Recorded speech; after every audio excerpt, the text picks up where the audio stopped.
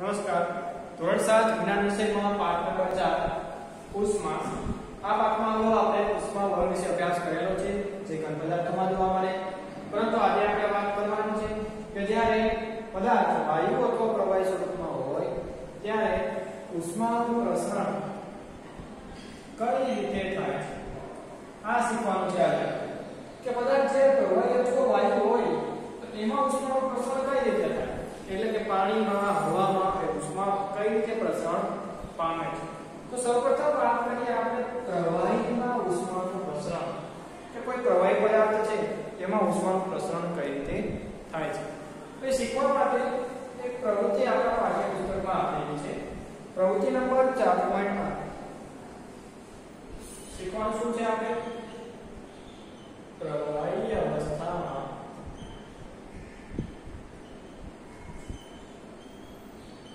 ઉષ્માનું પ્રસરણ. પ્રવૃત્તિ જો 4.8. તેમાં છે એક ચંબુ આકારનો ફ્લાસ્ક લો અને તેમાં 2/3 ભાગ સુધી પાણી ભરો. એક ફ્લાસ્ક લેવાનું છે, આટલું થોડી મોટી બનાવો. આમાં આપણે ઉષ્માનું પ્રસરણ સમજવાનું છે. ચંબુ આકારનો ફ્લાસ્ક એટલે નીચે ગોળાકાર રચના ધરાવતો હોય એવો ફ્લાસ્ક. ચંબુ આકારના ફ્લાસ્કમાં આપણે શું ભરવાનું છે? એના 2/3 ભાગ સુધી પાણી ભરી દેવાનું છે. મતલબ અહીંયા સુધી આપણે એમાં પાણી ભરી દઈએ.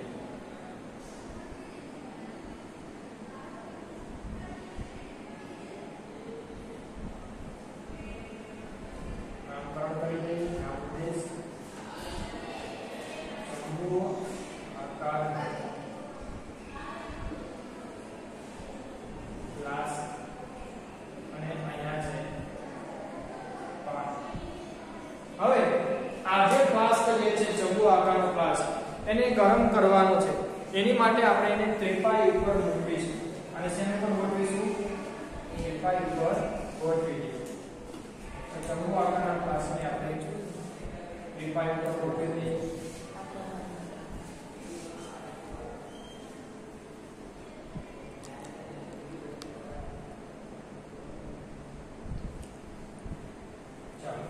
એના પછી આપણે પ્રવૃત્તિમાં શું કીધું છે કે તેની નીચે એક મીણબત્તી ગોઠવો.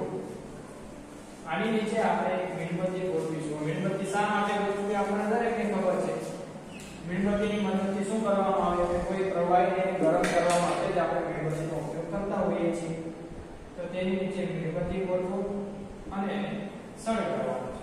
એટલે જેની મદદથી શું થશે કે જે આપણે ચંપુ આકારનો ફ્લાસ્ક લીધો છે એનું પાણી ગરમ થાય. હવે સળગાવતા પહેલા શું કરવાનું છે? હવે સ્ટ્રોની મદદથી પોટેશિયમ પરમેંગનેટના નાના સ્ફટિકો હળવેથી પાત્રના તળિયે બેસી જાય એવી રીતે મૂકો. હવે જો પોટેશિયમ પરમેંગનેટ નવો શબ્દ છે આપણી માટે.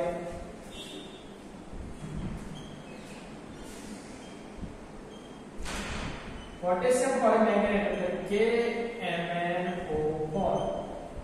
આ પોટેશિયમ પરમેંગનેટ જે છે એ ગુલાબી રંગના સ્ફટિકો ધરાવે છે. અને પાણીમાં નાખો તો પાણીનો રંગ કેવો થઈ જાય? ગુલાબી. પરંતુ આપણે સ્થિર પાણીમાં નાખવાનું છે પોટેશિયમ પરમેંગનેટ. શું નાખીશું? KMnO4. પાણી સ્થિર થઈ જાય એટલે એના સ્ફટિકો કઈ રીતે નાખીશું કે હળવેથી બધા સ્ફટિકો તળિયે બેસી જાય. આપણે બહુ વધારે ખલેલ નહીં પહોંચાડી. ખલેલ પહોંચાડી તો શું થાય? બધું જ પાણી ગુલાબી રંગનું બની જાય. પણ આપણે એવું નહીં કરીએ. બધા જ સ્ફટિકો તળિયે બેસી જાય એવી રીતે ધીરેથી પોટેશિયમ પરમેંગનેટના જે સ્ફટિકો જે છે એ આપણે નાખીશું. એટલે પાત્રના તળિયે બેસી જવાનું સ્ફટિકો.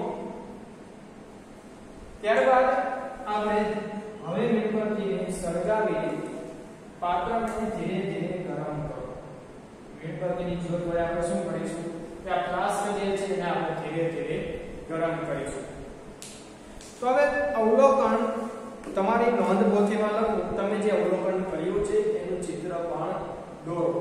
હવે જો અવલોકન કેવું જોવા મળે છે કે જ્યારે પાણી ગરમ થાય છે ત્યારે ગરમ પાણી ઉપર તરફ વહેવા લાગે છે અને એની જગ્યા લેવા માટે પાત્રની જે દીવાલ છે એનું પાણી નીચે આવે છે. કેવી પ્રવૃત્તિ જોવા મળે? જેવું પાણી ગરમ થાય એટલે ગરમ ક્યાં થવાનું? સૌપ્રથમ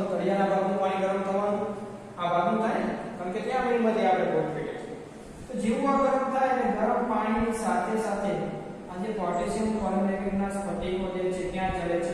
ઉપર ચડે છે. ગરમ પાણી ક્યાં જાય છે? ઉપરની તરફ જાય છે. આવી રીતે અહીંયા પણ ક્યાં જાય છે?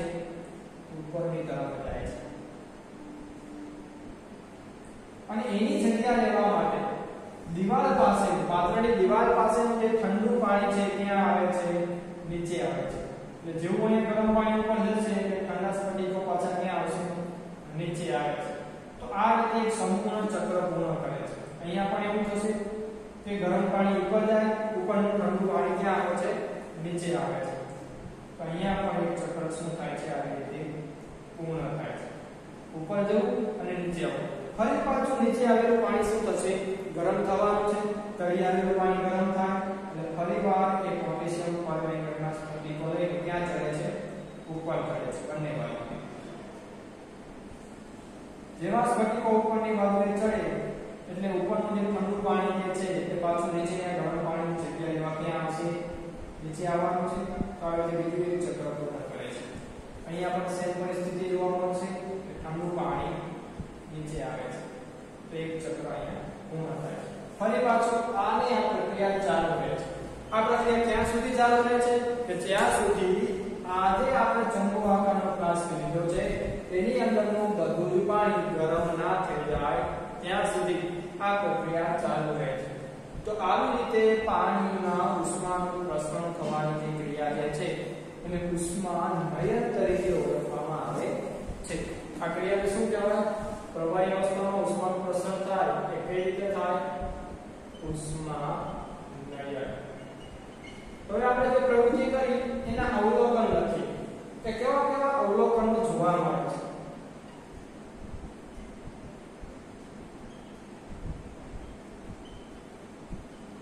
પ્રવૃત્તિના અવલોકનો જોઈએ તો સૌપ્રથમ પહેલું અવલોકન કેવું જોવા મળે છે? પાત્રના તળિયે રહેલું પાણી ગરમ થાય છે અને પાત્રમાં ઉપર તરફ જાય છે એટલે ચડે છે. ઉપર તરફ ચડે છે. સૌપ્રથમ ક્રિયા કઈ જોવા મળી? કે પાત્રના તળિયે જે પાણી હતું એ ગરમ થશે. આ જે પાણી હતું એ ગરમ થાય છે અને પછી પાત્રમાં કઈ બાજુ તરફ જાય છે? એ ઉપરની તરફ ચડે છે. આવી રીતે તો ચડી ગયું પાત્રની તળિયે ગરમ પાણી ઉપર. હવે પાત્રની દીવાલ પાસેનું જે ઠંડુ પાણી છે તે તળિયે ગરમ પાણીની જગ્યા લેવા માટે આવે છે. તો બીજી મુદ્દો લખવો તો શું લખી શકાય? તેની જગ્યા લેવા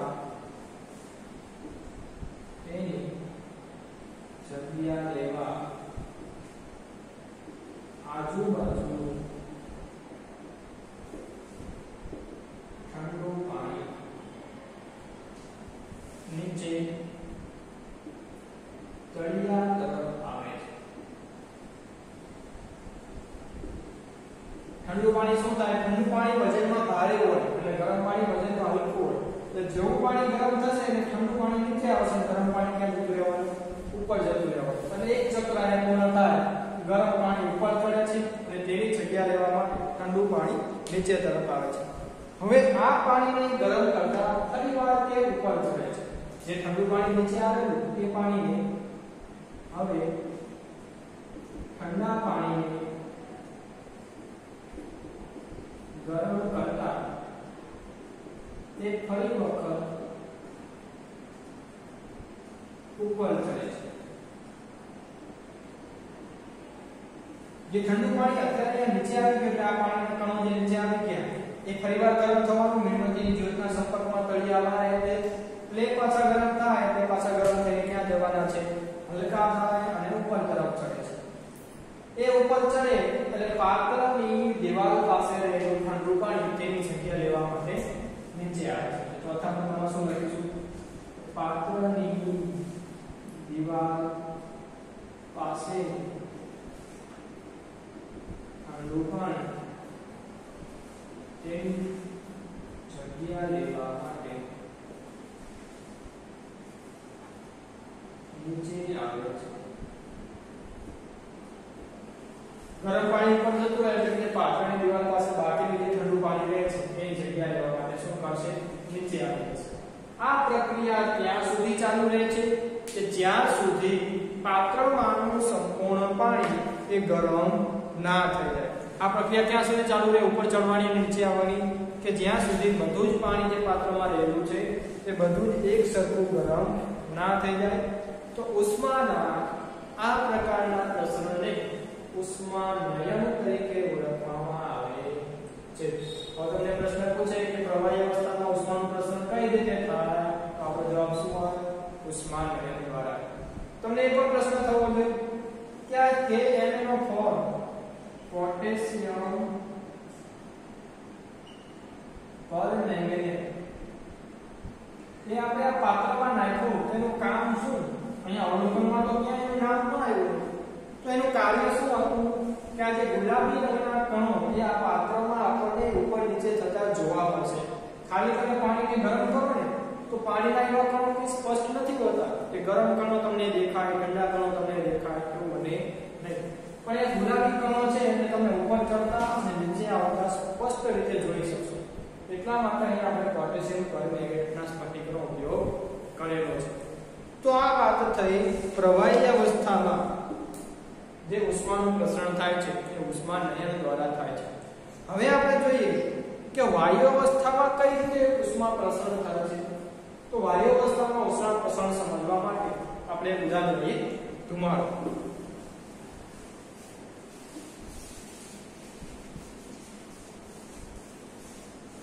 હવે જોઈએ આપણે હવામાં ઉષ્માનું પ્રસરણ અત્યારે શેમાં જોયું પાણીમાં તો આપણને જોવા પડી ગયો ઉષ્માનયન દ્વારા હવે આપણે જોઈએ વાયુ અવસ્થામાં એટલે કે હવામાં ઉષ્માનું પ્રસરણ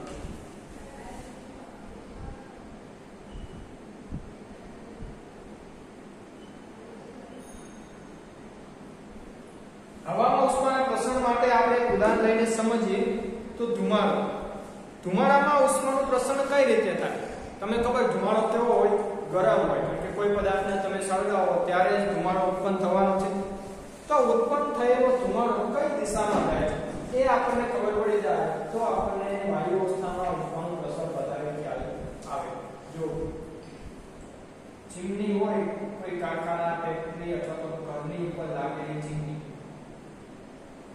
એ ચીમનીમાંથી નીકળતો ધુમાડો કઈ તરફ જાય છે ઉપરની તરફ કે આજુબાજુ તો આપણે દરેકે અવલોકન કરેલું છે કે જે ધુમાડો નીકળે છે ચીમનીમાંથી એ હંમેશા ઉપરની તરફ આગળ વધે છે કેમ ઉપર જાય છે કારણ કે જે ધુમાડો છે એ ગરમ હોય છે ધુમાડો ગરમ હોય એટલે શું થાય કે એની ગરમીની લીધે આજુબાજુની હવાને ગરમ બનાવે છે અને આ ગરમ હવા હંમેશા કઈ તરફ જાય ઉપર તરફ ચડે છે અને એની જગ્યાએ ઉપરની ઠંડી હવા કઈ તરફ આવે છે નીચે તરફ આવે છે તો આ રીતે વાયુ એટલે કે હવામાં પણ ઉષ્માનું પ્રસરણ કઈ રીતે જોવા મળે છે ઉષ્માનયન દ્વારા જોવા મળે છે એવી ઘટનામાં કે જે ગરમ હવા ઉપર જાય ઠંડી હવા નીચે આવે પ્રવાહીમાં શું જોયું ગરમ પાણી ઉપર જાય ઠંડુ પાણી નીચે આવે તો આ જે ક્રિયા જે છે એ ઉષ્માનયન તરીકે ઓળખવામાં આવે છે હજુ એક ઉદાહરણ દ્વારા સમજીએ કે વાયુમાં ઉષ્માનયન કઈ રીતે થાય છે તો પ્રવૃત્તિ 4.9 માં ઉષ્માનયનને સમજવા માટે એક આકૃતિ આપેલી છે પ્રવૃત્તિ આપેલી છે જુઓ તો એક મીણબત્તી લ્યો અને મીણબત્તીને શું કરીશું આપણે સળગાવીશું મીણબત્તી સળગાવી આપણે એની જ્યોતની ગરમીનું અવલોકન કરવાનું છે કઈ કઈ જગ્યાએથી તો એક તમારો હાથ જે છે એ મીણબત્તીના ઉપરના ભાગ તરફ રહે એવી રીતે રાખો અને બીજો હાથ જે છે એ મીણબત્તીને શું કરશું બાજુમાં રાખીશું બે હાથને આપણે અવલોકન કરીશું પહેલા એક હાથને બાજુમાં રાખો અને એક હાથને આ રીતે ઉપર રાખો અને પછી અવલોકન કરો તો તમારા ક્યાં હાથને વધારે ગરમી એટલે કે ઉષ્મા અનુભવાય છે અને પછી આ પ્રશ્નનો જવાબ આપવાનો પ્રયત્ન કરો તમારા કયા હાથને વધારે ગરમી કે ઉષ્મા અનુભવાય છે સરળતા ખાતર આપણે હાથને નામ આપી દઈએ અહીંયા હાથ એ અથવા તો ડાબો હાથ અને આને કહીશું જમણો હાથ. તો તમને શું લાગે છે કયા હાથને વધારે ઉષ્મા લાગશે, કયા હાથને વધારે ગરમી લાગશે? તો આપણો જવાબ મેળવવા માટે ફરીવાર આપણે ઉષ્મા નિયમ સમજવું પડશે. ઉષ્મા નિયમમાં એનો જવાબ છે આમાં જે આપણો ડાબો હાથ જે છે જેને આપણે ઉપર રાખેલો છે એને વધારે ગરમી અનુભવાશે, ઉષ્મા અનુભવાશે. કેમ આવું થાય છે? તો ફરીવાર એ જ પ્રક્રિયા થાય છે કે જ્યારે જ્યોત એ આજુબાજુની હવાના સંપર્કમાં આવે છે ત્યારે હવાને કેવી બનાવે છે? ગરમ બનાવી દે છે. ગરમ બનીને જ્યોતના કારણે આજુબાજુની હવા ગરમ થઈ જાય. અને હમણાં જ આપણે જોયું કે ગરમ હવા હંમેશા કેવી હોય? હલકી હોય. એટલે ગરમ હવા ક્યાં જશે? ઉપરની તરફ ચડશે. આજુબાજુ જેટલી પણ ગરમ હવા બની એ બધી ક્યાં જવાની છે? ઉપર તરફ. અને ઉપર તરફ આપણો જે હાથ રહેલો છે એ ગરમ હવાનો અનુભવ થશે, જેના લીધે આને વધારે ગરમી અનુભવાશે. અને બાજુમાં તમે જો ઉપર ગરમ હવા જાય તો ઉપર એક ઠંડી હવા ક્યાં આવે? નીચે આવવાની. જેના લીધે આપણો જે બાજુમાં હાથ રહે છે એટલી બધી ગરમી અનુભવાશે નહીં. અહીંયા પણ આપણે ઉષ્મા નયનની રીતે વાયુમાં ઉષ્માનું પ્રસરણ થતું જોવા મળે છે. તો આપણને જવાબ મળી ગયો કે વાયુમાં અને પ્રવાહીમાં કઈ રીતે ઉષ્માનું પ્રસરણ થાય છે? તો વાયુમાં અને પ્રવાહીમાં ઉષ્માનું પ્રસરણ ઉષ્મા નયનની રીતે જોવા મળે છે. હવે પ્રશ્ન પૂછાય તો આપણે લખી શકીએ કે ઘન, પ્રવાહી અને વાયુમાં ઉષ્માના પ્રસરણની રીતો જણાવો. કેવો પ્રશ્ન પૂછાય આપણે લખીને સમજીએ.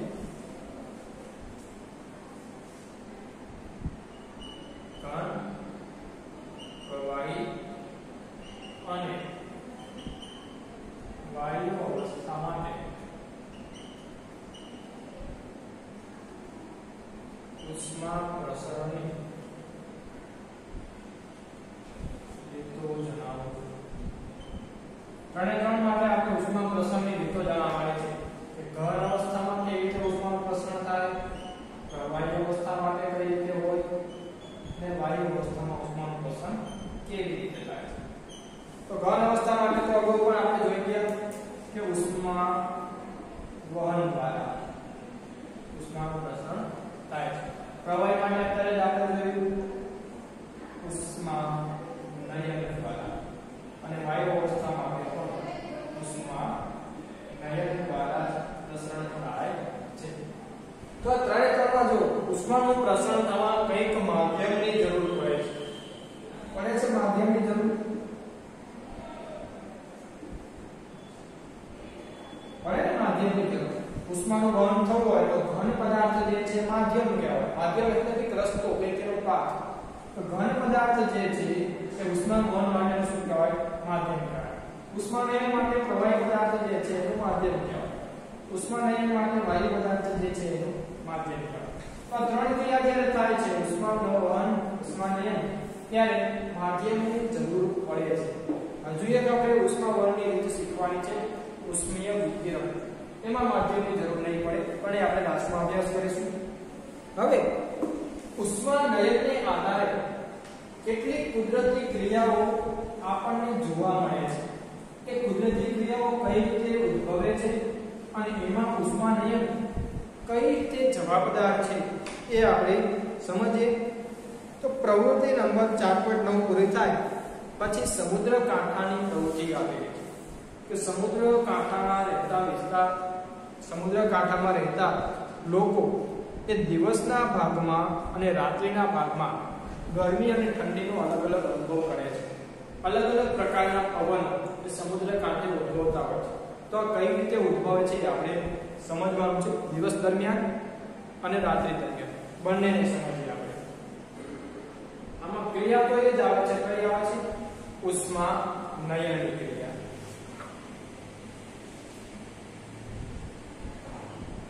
દિવસ અને બીજું જોઈશું આપણે રાત્રિ દરમિયાન. પહેલા આકૃતિ દોરી નાખીએ પછી આપણે એના વિશે સમજીએ.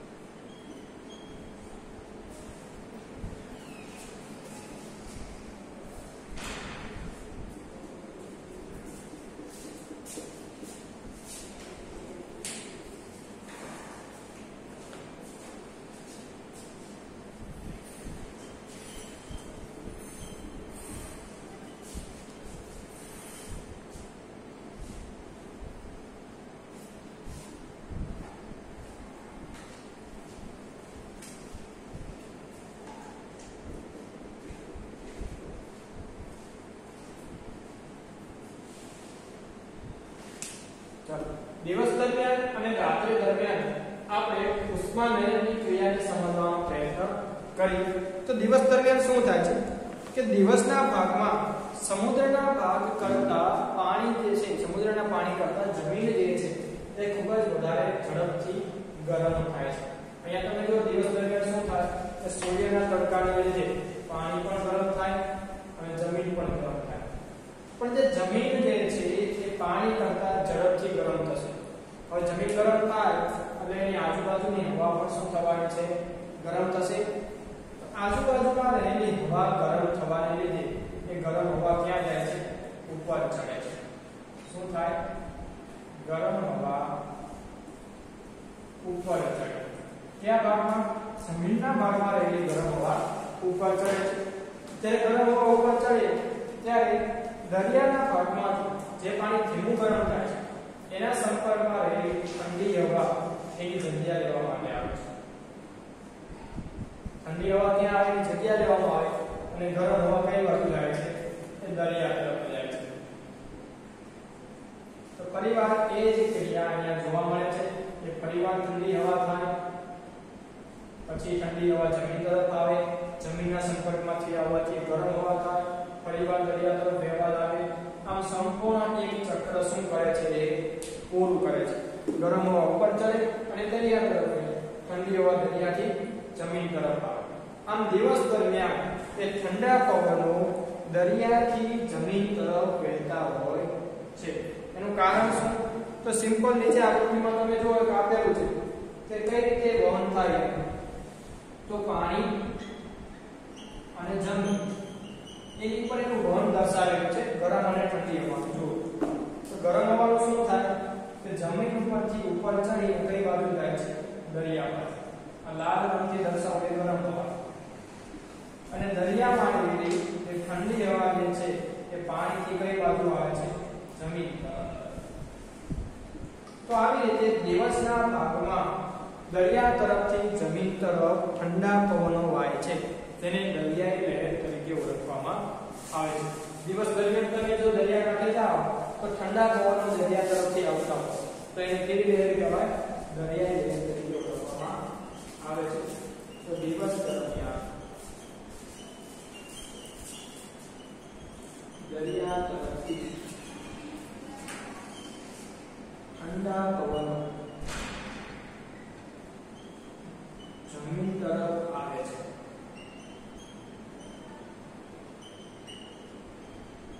તેને દરિયાઈ લહેર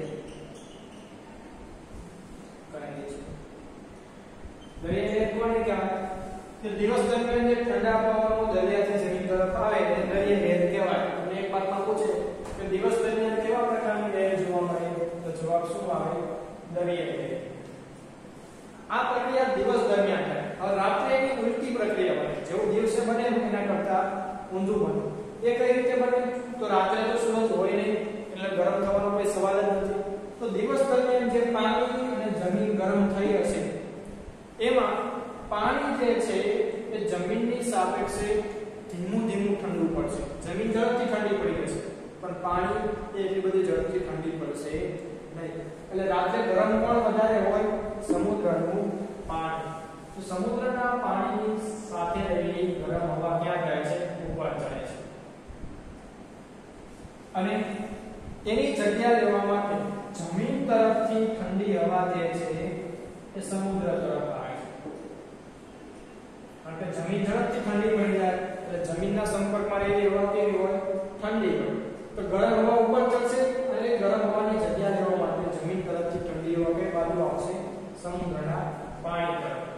તો રાત્રે તમને દિવસ કરતા વિરુદ્ધની પરિસ્થિતિ જોવા મળે. ત્યાં ઠંડા પવનો જમીનથી સમુદ્ર તરફ જતા હોય. આ જે લહેર છે ભૂ લહેર કહેવામાં આવે. જમીન પરની ઠંડી હવા સમુદ્ર તરફ વહે છે એને શું કહેવાય? ભૂ લહેર. તો લખીએ આપણે રાત્રિના સમયગાળામાં જમીન પરની ઠંડી હવા દરિયા તરફ વહે છે જેને ભૂલહેર કહે છે. સમજાણું ભૂલહેર કોને કહેવાય? તો જમીનની જે ઠંડી હવા જે છે દરિયા તરફ આવે એને ભૂલહેર કહેવાય. બંને પ્રક્રિયાઓ જે છે એકબીજાથી તદ્દન વિરુદ્ધ રહે છે. રાત્રે શું થાય કે દરિયાથી ઠંડા પવનો જમીન તરફ આવે અને દિવસે શું થાય કે દરિયાથી જમીન તરફ ઠંડા પવનો આવે અને રાત્રે ઊંધી પ્રક્રિયા થાય તો જમીનથી સમુદ્ર તરફ ઠંડા પવનો જાય. તો આ રીતે દરિયાઈ લહેર અને ભૂલહેર છે કે બંને ઉષ્માનયનનું ઉદાહરણ છે. કઈ રીતે ઉષ્માનયન? ઉષ્માનયનમાં પણ આપણે આ વસ્તુ શીખ્યા છે કે હવા કે પાણી જે ગરમ હોય એ ક્યાં જાય? ઉપર તરફ ચડે છે અને જે ઠંડુ હોય એની જગ્યા લેવા માટે ક્યાં આવે છે? નીચે તરફ આવે છે. તો અહીંયા ઉષ્માનયનની રીતે દરિયાઈ લહેર અને ભૂલહેરની જે કુદરતી ઘટનાઓ છે એ બધી જોવા મળે છે. તો વિદ્યાર્થી મિત્રો આજે આપણે ઉષ્મા વહનની નવી એક રીત ઉષ્માનયન વિશે અભ્યાસ કર્યો અને પાણીમાં તેમજ હવામાં અને છેલ્લે બે કુદરતી પ્રક્રિયાઓ દિવસ દરમિયાન અને રાત્રિ દરમિયાન જે દરિયાઈ લહેર અને ભૂલહેર જોવા મળે છે એમાં ઉષ્માનયનની ક્રિયા કઈ રીતે ઉપયોગી બને છે એ આપણે આજે શીખ્યા. પછી જ્યારે લેક્ચર આવશે ત્યારે આપણે ઉષ્મીય વિકિરણ વિશે અભ્યાસ કરીશું. ત્યાં સુધી આવજો. Thank you.